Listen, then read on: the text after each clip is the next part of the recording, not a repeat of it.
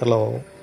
ഇങ്ങനെ ആനങ്ങാടി റെയിൽവേ ഗേറ്റിന് സമീപമുള്ള ആ പൊളിഞ്ഞു കിടക്കുന്ന റോഡ് നന്നാക്കുന്നുണ്ട്. താൽക്കാലികമായിട്ടൊരു ആശ്വാസം കിട്ടും. JCB ഒന്ന് മാന്തി കട്ട വിരിക്കാനുള്ള പരിപാടിയാണ്.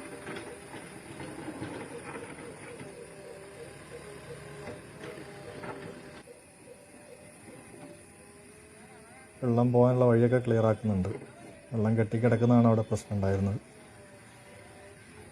അതുകൊണ്ട് വെള്ളം ഒഴിഞ്ഞ് വിടാനുള്ള മണ്ണൊക്കെ മാന്തിയെടുത്തിട്ട് കുറച്ച് ഭാഗത്ത് കട്ട വിരിക്കും. ഏതായാലും താൽക്കാലിക ആശ്വാസം കിട്ടും.